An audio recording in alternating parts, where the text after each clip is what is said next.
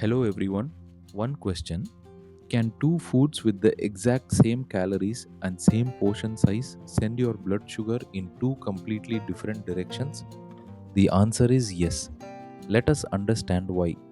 Today we are going to unravel this mystery through the concept of glycemic index and glycemic load and understand what really happens inside our body when we eat carbohydrates.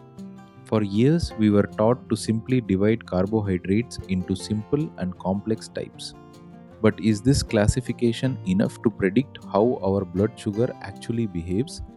The truth is, this old labeling system does not tell us the real story.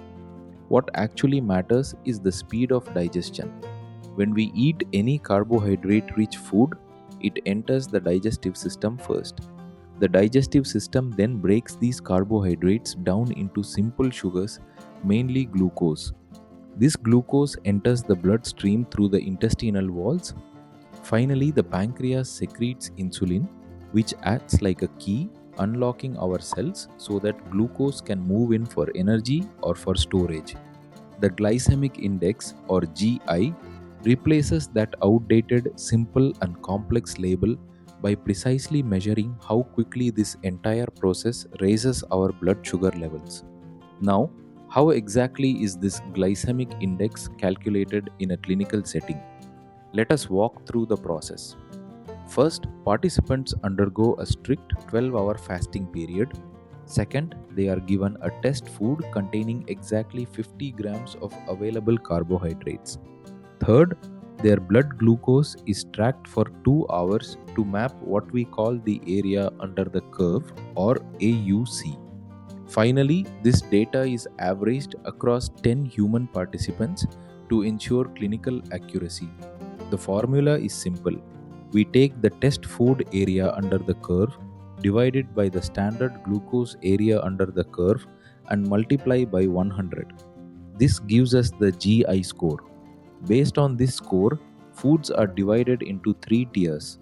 Foods with a low glycemic index of 55 or below are digested slowly. Based on this score, foods are divided into three tiers. Foods with a low glycemic index of 55 or below are digested slowly, promote a feeling of fullness, and include soy products, beans, pasta, porridge made of oats, and lentils. Medium glycemic index foods, ranging from 56 to 69, are absorbed at a moderate pace and include basmati rice, brown rice, honey, wholemeal bread, and sucrose. High glycemic index foods, which are 70 and above, release glucose rapidly into the bloodstream and include baked potatoes, white bread, jasmine rice, corn flakes, and candy bars. Now, let us bring this closer home and look at how our Indian diet fits across this spectrum. Among grains and breads, barley, broken wheat upma, and quinoa fall in the low category, while basmati rice, wheat dosa, and methi roti fall in the medium category. White or puffed rice, ragi malt, millet or maize rotis, commercial naan, and maida based items fall in the high category. Among legumes and sweets, split and whole dals with husk, moong, masoor, rajma, and chickpea sundal are low, while honey and table sugar are medium, and jaggery is high. Among fruits and vegetables, guava, apples, spinach, bitter gourd or karela, and okra are low. Beetroot, papaya, and bananas are medium, while boiled white potatoes and watermelon are high. But here is an important question for you to think about. Is the glycemic index of a food a fixed, unchanging number? The answer is no. It is actually quite fluid. Several factors can modify it. Ripeness is one such factor. As starches in a fruit turn into sugar, the glycemic index rises. For example, an unripe banana has a glycemic index of 30, while a ripe banana rises to 51.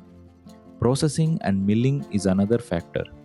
Breaking food into fine particles, such as milled flour or instant oats, makes it easier for the body to absorb rapidly, thereby raising the glycemic index. The presence of fat, protein, and fiber works in the opposite direction. Soluble fiber, fats, and proteins slow down the rate at which the stomach empties, which blunts the glucose spike. Finally, acids and temperature also play a role.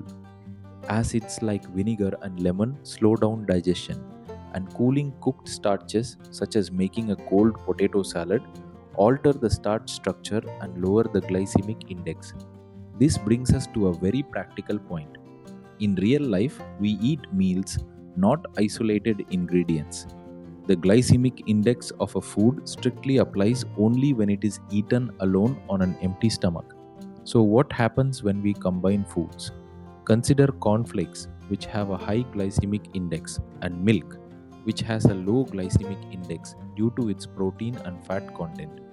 When combined, the meal produces an averaged medium glycemic response. Similarly, pairing a high glycemic index food with a lean protein, a side of vegetables, or a salad with vinaigrette introduces protein, fiber, and fat, all of which lower the overall glycemic impact of that meal. Now, does the glycemic index alone give us the complete picture? Not quite.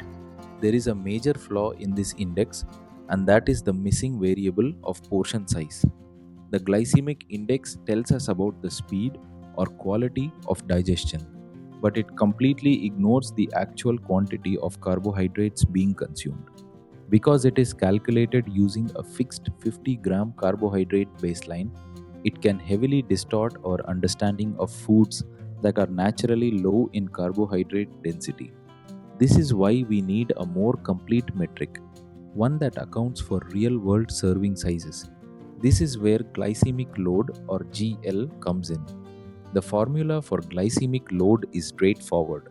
We multiply the glycemic index by the grams of carbohydrates in a serving and divide by 100. A glycemic load of 10 or below is considered low, 11 to 19 is moderate, and 20 or above is high. Let us take pasta as an example. A large serving of 180 grams of pasta contains 44 grams of carbohydrates and has a glycemic index of 43.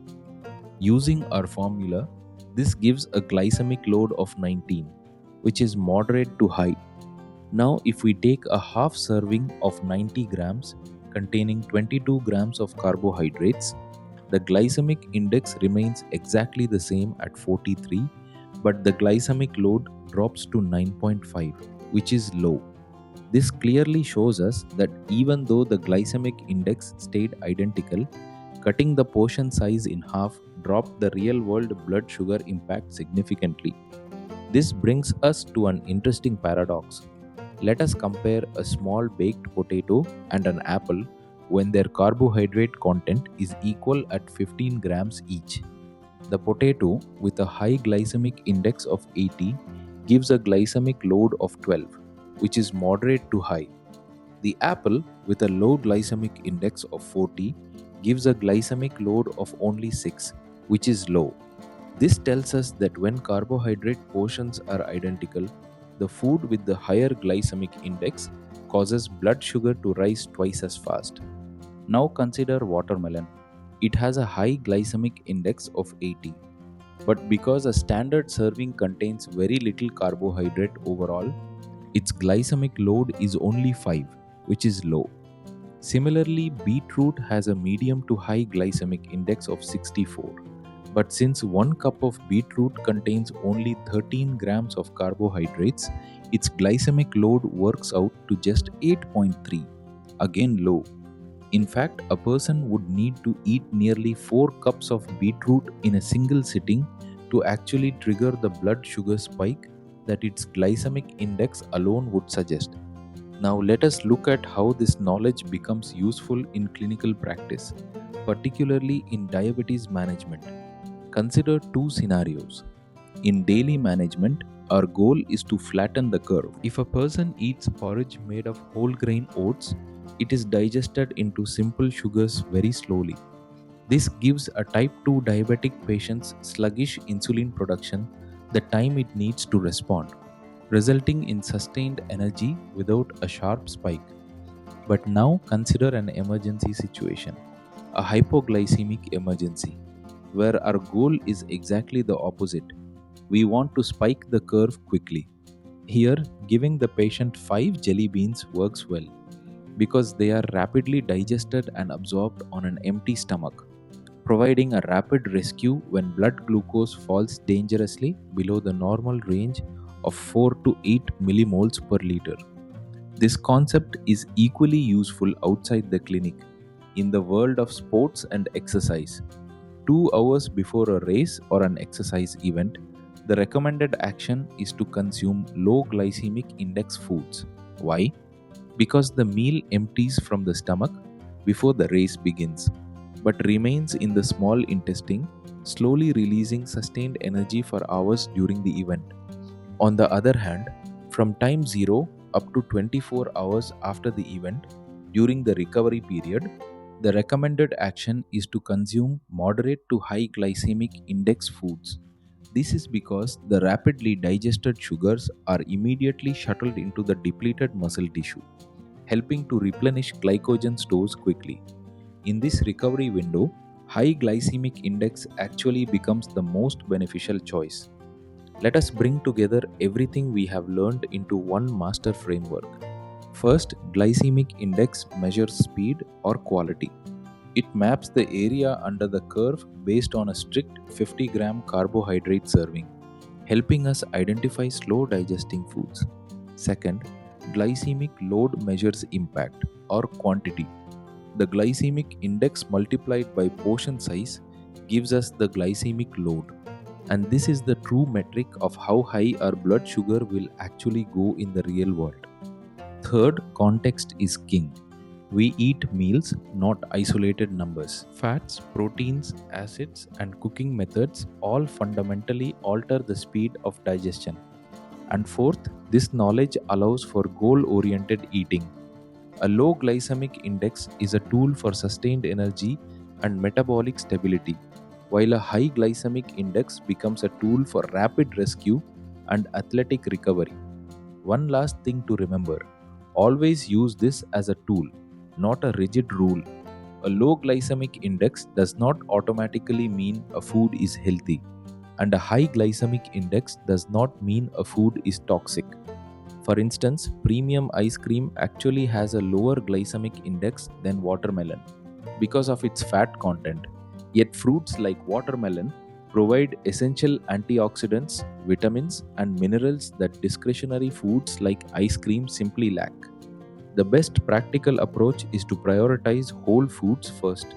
Using the glycemic index as a guide works best for simple substitutions, such as choosing oats over cornflakes or granary bread over white bread, both of which naturally increase fiber and lower the glycemic index. If you found this video useful, please like and share it with your friends and colleagues. Thank you.